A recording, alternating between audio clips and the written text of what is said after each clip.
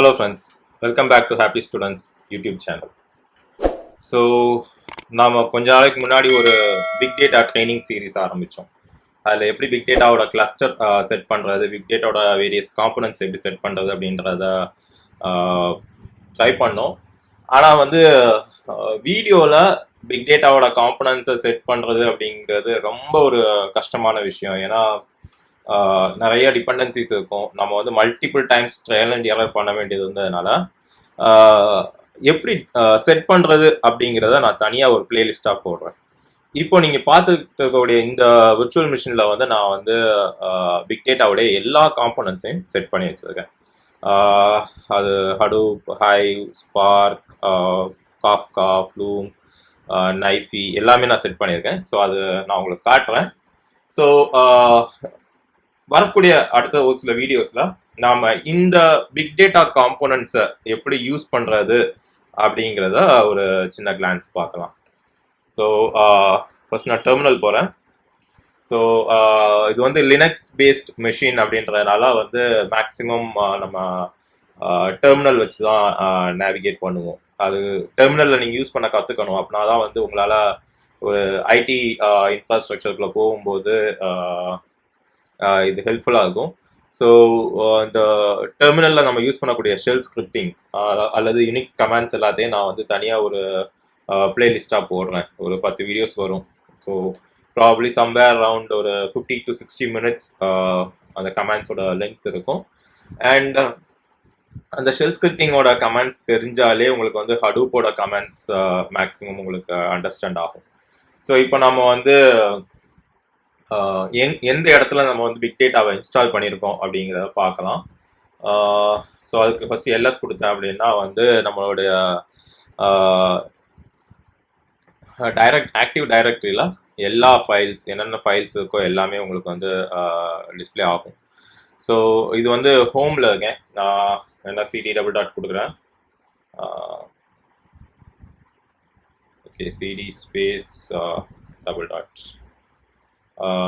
So இங்கே நீ LS போனீங்கன்னா உங்களுக்கு வந்து எல்லா யூசர்ஸோட லிஸ்ட்டும் வரும். மனோஜ் அண்ட் சுரேந்தர்னு 2 யூசர்ஸ் நான் கிரியேட் பண்ணியிருக்கேன்.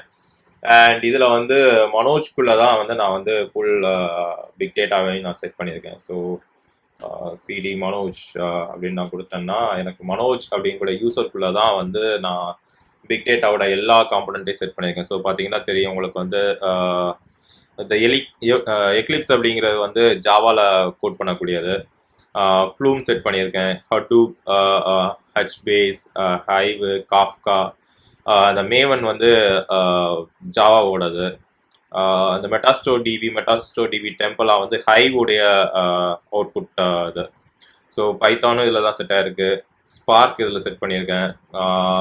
ஜூ கீப்பர் உங்களுக்கு. So almost what ever components நம்ம யூஸ் பண்ணுவோமோ அது எல்லாத்தையுமே நான் அதில் செட் பண்ணியிருக்கேன். ஸோ நைஃபி செட் ஆகலை. ஸோ நைஃபி எப்படி பண்ணுறது அப்படிங்கிறது இதெல்லாம் முடிச்சுட்டு கடைசியில் நான் சொல்கிறேன். ஸோ இந்த மாதிரி ஒவ்வொரு காம்பனண்ட்டையும் நம்ம இண்டிவிஜுவலாக வந்து செட் பண்ணணும். ஸோ இன்னொரு விர்ச்சுவல் மிஷின் என்கிட்ட இருக்குது. அது வந்து ஹார்ட் ஒர்க்ஸோடது. ஹார்ட் ஒர்க்ஸோட விர்ச்சுவல் மிஷினில் என்ன ஒரு ப்ராப்ளம் அப்படின்னா நமக்கு தேவையான எல்லா ஃபங்க்ஷனாலிட்டிஸையும் பண்ண முடியாது. ஹார்ட் ஒர்க்ஸ் ஒரு சில ரெஸ்ட்ரிக்டட் ஃபங்க்ஷனாலிட்டிஸ் கூட தான் வந்து அந்த விர்ச்சுவல் மிஷின் நமக்கு கொடுத்துருப்பாங்க. ஸோ நம்மளால் எனக்கு இதுதான் தேவை, எனக்கு இது தேவையில்லைன்னு நம்ம சூஸ் பண்ண முடியாது. அண்ட் பிக் டேட்டாவோட எல்லா காம்பனண்ட்டும் அப்பாச்சி லைசன்சிங் அப்படின்றதுனால எல்லாமே ஓப்பன் சோர்ஸ். நீங்கள் ஈஸியாக நெட்லேருந்து டவுன்லோட் பண்ணிக்கலாம். டவுன்லோட் பண்ணும்போதே உங்களுக்கு இன்ஸ்டாலேஷன் ஸ்டெப்ஸ் இருக்கும். என்னோட சஜஷன் எல்லாருமே வந்து ஒரு விர்ச்சுவல் மிஷின் வச்சு விர்ச்சுவல் மிஷினில் இன்ஸ்டால் பண்ணுறதுக்கு ட்ரை பண்ணுங்க. ஏன்னா விர்ச்சுவல் மிஷினில் தான் வந்து நம்மளால் ஏதாவது மிஸ்டேக்னா கூட மொத்த மிஷினே டெலீட் பண்ணிட்டு மறுபடியும் இன்ஸ்டால் பண்ணிக்கலாம். ஆனால் நீங்கள் அதுவே ஃபிசிக்கல் ஹார்ட்வேரில் பண்ணீங்க, உங்களோட ஆக்சுவல் லேப்டாப்லேயோ டெஸ்க்டாப்லேயோ பண்ணீங்க அப்படின்னா ஏதாவது எரர் ஆகிடுச்சு இல்லை ஓஎஸ் கரெக்ட் ஆச்சு அப்படின்னா நீங்கள் வந்து மறுபடியும் ஓஎஸை ஃபுல்லாக ரீஇன்ஸ்டால் பண்ண வேண்டியது இருக்கும். அதனால் விர்ச்சுவல் மிஷின்லேயே பண்ணுங்கள். ஸோ இப்போ நம்ம வந்து ஹடூப்பை எப்படி நம்மளோட சிஸ்டமில் ஸ்டார்ட் பண்ணுறது அப்படிங்கிறத பார்க்கலாம். ஸோ நான் என்ன பண்ணுறேன்னா சிடி ஹடூப் அப்படின்னு நான் கொடுக்குறேன். ஸோ ஹடூப்பை நான் கொடுத்தேன் அப்படின்னா இதை நான் லிஸ்ட் பண்ணும்போது எனக்கு வந்து ஃபோல்டர்ஸ் இருக்கும். ஸோ பின்னு, லைப்ரரி, லைசன்ஸ் டெக்ஸ்ட், லாக்ஸு எஸ்பின் இதெல்லாமே இருக்கும். ஸோ இந்த HDFS இந்த ஃபோல்டர் இருக்கு இல்லையா, ஸோ இதுதான் வந்து Hadoop டிஸ்ட்ரிபியூட்டட் ஃபைல் சிஸ்டம் அப்படின்னு சொல்லுவோம். Hadoopல நம்ம ஸ்டோர் பண்ணக்கூடிய எல்லா கண்டென்ட்டும் இந்த HDFS ஃபோல்டருக்குள்ள தான் வந்து உட்காரும். அண்ட் Hadoop ப்ரோக்ராமிங் அப்படிங்கிறது வந்து நம்ம யூனிக்ஸோட கோடிங் தான். ஸோ Hadoopல மொத்தமே வந்து 30 கமாண்ட்ஸ் தான் உண்டு. அண்ட் அது என்னென்ன கமாண்ட்ஸ், அது ஏன் அந்த கமாண்ட்ஸ் மட்டும்தான் இருக்கு, Hadoopல எப்படி டேட்டா ஸ்டோர் ஆகுது அப்படிங்கிறதெல்லாம் நம்ம அடுத்த வீடியோவில் பார்க்கலாம். இப்போ நம்ம வந்து எப்படி Hadoopை நம்ம மிஷினில் ஸ்டார்ட் பண்ணுறது அப்படிங்கிறத பார்ப்போம். ஸோ இப்போ Hadoopல வந்து நீங்கள் பார்த்தீங்கன்னா பின் அப்படின்னு ஒரு ஃபோல்டர் இருக்கும். ஸோ இந்த பின் அப்படிங்கிற ஃபோல்டரில் தான் வந்து உங்களுக்கு தேவையான ஜார் ஃபைல்ஸ்லாம் இருக்கும். ஸோ போய் பார்த்தீங்க அப்படின்னா எல்எஸ் கொடுக்குறேன். ஸோ இங்கே பார்த்தீங்கன்னா Hadoopோடைய மேப், Hadoopோடைய கான்ஃபிகரேஷன், யான் கான்ஃபிகர் எல்லாமே வந்து இந்த பின் ஃபோல்டருக்குள்ளே இருக்கும். அதே மாதிரி நீங்கள் இந்த எஸ்பின்குள்ளே போனீங்க அப்படின்னா Hadoopோடைய ஷெல் ஸ்கிரிப்டிங் எல்லாம் இருக்கும்.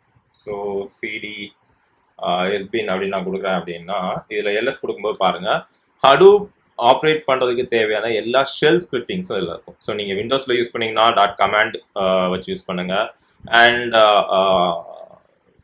லினக்ஸோ யூனிக்ஸ்லையோ நீங்கள் யூஸ் பண்ணீங்க அப்படின்னா ஸ்டார்டால் இந்த மாதிரி .sh அதாவது .shell ஸ்கிரிப்ட், இந்த .cmdங்கிறது .command ஃபைல், இந்த .cmd எல்லாம் வந்து விண்டோஸ் இதில் யூஸ் பண்ணுறதுக்கு, .sh எல்லாம் வந்து இந்த மாதிரி யூனிக்ஸ் பேஸ்ட் ஆப்ரேட்டிங் சிஸ்டமில் யூஸ் பண்ணுறதுக்கு. ஸோ இந்த .sbin இருக்கு இல்லையா, அந்த எஸ்பின்குள்ளே தான் எல்லா ஷெல் ஸ்கிரிப்டிங், Hadoopோட ஆப்ரேஷன்ஸ்க்கு தேவையான எல்லா ஷெல் ஸ்கிரிப்டிங் இருக்கும். ஸோ இதில் பார்த்தீங்கன்னா உங்களுக்கு வந்து டிஸ்ட்ரிபியூட் ஸ்டார்ட், Hadoopோடைய டீமன் எல்லாமே ஸ்டார்ட் பண்ணுறதுக்கு, Hadoopோட நேம் நோட்ஸ் ரெஃப்ரெஷ் பண்ணுறதுக்கு, Hadoopோட பேலன்ஸை ரெஃப்ரெஷ் பண்ணுறதுக்கு, Hadoopோட யானை ஸ்டார்ட் பண்ணுறதுக்கு, யானை ஸ்டாப் பண்ணுறதுக்கு.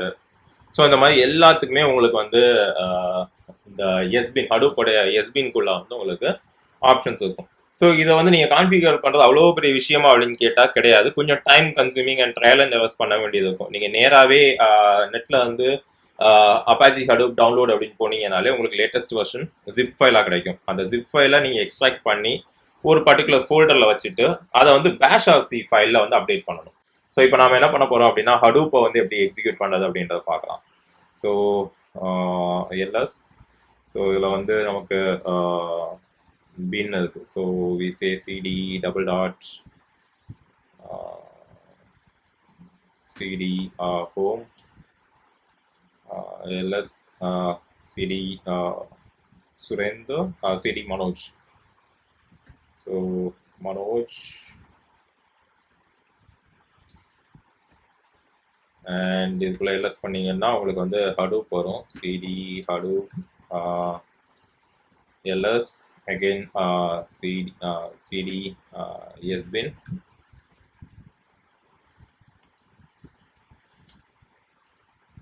ஓகே, ஸோ இப்போ இதில் எல்எஸ் பண்ணிங்கன்னா உங்களுக்கு வந்து Hadoopோடைய எல்லா ஷெல் ஸ்கிரிப்டும் இருக்கும்.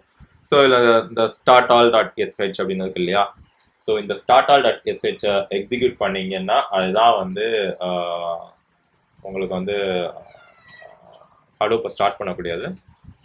start all.sh.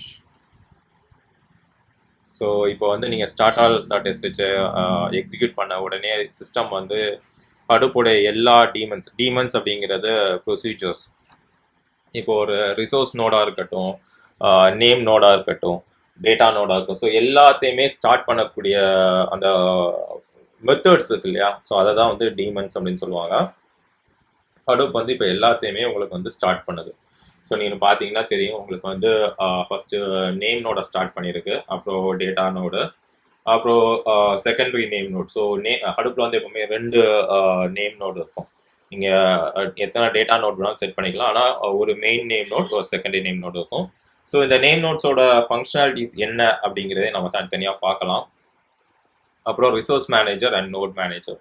ஸோ இது எல்லாத்தையுமே ஸ்டார்ட் பண்ணியிருக்கு. ஸோ இது எல்லாமே ஸ்டார்ட் ஆயிருக்கா அப்படிங்கிறத நீங்கள் செக் பண்ணுறதுக்கு jps அப்படின்னு கமெண்ட் கொடுத்தீங்கன்னா உங்களுக்கு என்னென்ன போர்ட்டில் இதெல்லாம் ஸ்டார்ட் ஆகிருக்கு அப்படிங்கிற ஃபுல் டீட்டெயில்ஸ் உங்களுக்கு இதில் வந்துடும்.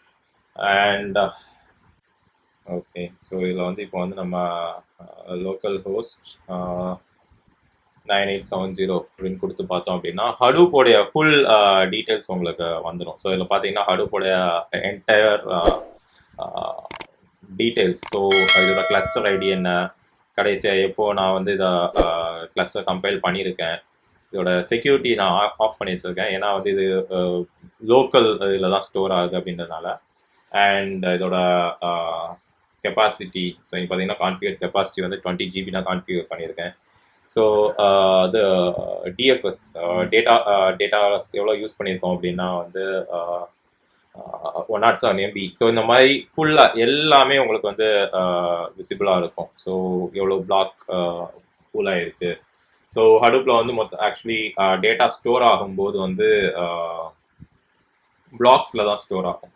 ஸோ நார்மல் இதாக ஸ்டோர் ஆகாது. ஸோ இதில் லைவ் நோட்ஸோட டீட்டெயில்ஸ் எல்லாமே உங்களுக்கு இதில் விசிபிளாக இருக்கும்.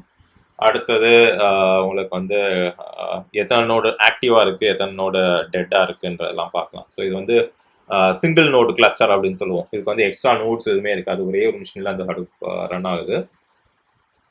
அண்ட் ஸோ இதுதான் வந்து நேம் நோடோடைய ஸ்டேட்டஸ். ஸோ இது வந்து நேம் நோட் கரண்ட்டாக எதில் ரன் ஆகுது அப்படிங்கிறது கொடுத்தது. ஸோ நீங்கள் பார்த்தீங்கன்னா தெரியும், ஹோமில் மனோஜ்குள்ள ஹடூப் டேட்டாவில் HDFSல தான் நேம் நோடு ரன் ஆகுது.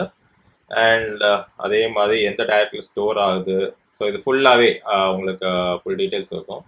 அண்ட் அது மாதிரி டேட்டா நோடோட டீட்டெயில்ஸ் வேணும் அப்படின்னா நீங்கள் வந்து டேட்டா நோடோட இன்ஃபர்மேஷன் எடுத்துக்கலாம். ஸோ எத்தனை டேட்டா நோடு இருக்குது, ஸோ நமக்கு வந்து ஒரே ஒரு டேட்டா நோடு தான் மொத்தமே ஆக்சுவலாக. ஸோ அந்த டேட்டா நோடோட டீட்டெயில்ஸ் இருக்குது. ஸோ இந்த டேட்டா நோடோட அட்ரஸ் என்னன்றதையும் கொடுத்துருக்காங்க. ஸோ இப்போ இந்த டேட்டா நோட் ஆக்சஸ் பண்ணோம் அப்படின்னா வந்து பார்த்தீங்கன்னா தெரியும். ஸோ இந்த ஐபி அட்ரஸ் அண்ட் இந்த போர்ட்டில் நீங்கள் போனீங்க அப்படின்னா டேட்டா நோடோட ஃபுல் டீட்டெயில்ஸ் உங்களுக்கு வரும். ஸோ மறுபடியும் நம்ம வந்து லோக்கல் ஹோஸ்ட்லேயே போய் பார்க்கலாம். லோக்கல் ஹோஸ்ட் 9870 போய் பார்த்தீங்க அப்படின்னா நமக்கு வந்து இதில் எவ்வளோ டேட்டா எப்படி ஸ்டோர் ஆகிருக்கு அப்படின்றத பார்க்கலாம். So utilities browse the file system. So அந்த ஃபைல் சிஸ்டம் நம்ம ப்ரௌஸ் பண்ணோம் அப்படின்னா இது வந்து உங்களோட டைரக்டரி, உங்கள் இதில் வந்து எந்தெந்த ஃபைல்ஸ் இருக்குது, HDFSக்குள்ளே என்னென்ன ஃபைல்ஸ் இருக்குது, என்னென்ன ஃபோல்டர்ஸ் இருக்குது, ஸோ ஒன்னொன்னுடைய பிளாக் சைஸ் என்ன, இது எல்லாமே உங்களுக்கு வந்து இதில் தெரியும். ஸோ இது வந்து ஒவ்வொரு ஃபோல்டருக்கும் ஒவ்வொரு பெர்மிஷன் செட்ஸ் இருக்கும். இந்த பெர்மிஷன் செட்ஸ் எல்லாம் வந்து நீங்கள் யூனிக்ஸ் கமாண்டை அப்படியே நீங்கள் அப்ளிகேட் பண்ணிங்கனாலே போதும். ஹடூப்பில் வந்து மொத்தமே 30 யூனிக்ஸ் கமாண்ட் தான் இருக்குது. ஸோ ஆப்ரேஷன் வைஸ் அப்படின்னு நீங்கள் பார்த்தீங்கன்னா உங்களால் வந்து அதிகமாகலாம் பண்ண முடியாது. உங்களால் ஹடூப்பில் இருக்கக்கூடிய ஃபைல்ஸை வந்து எடிட் பண்ணவோ இல்லை அப்பெண்ட் பண்ணவோ முடியாது. ரீட் பண்ணலாம், டெலீட் பண்ணலாம், ஓகே. ஸோ புதுசாக அப்லோட் பண்ணிக்கலாம். ஸோ அதெல்லாம் ஏன் அப்படிங்கிறத நான் வந்து உங்களுக்கு அப்கமிங் வீடியோஸில் சொல்கிறேன். தேங்க்யூ.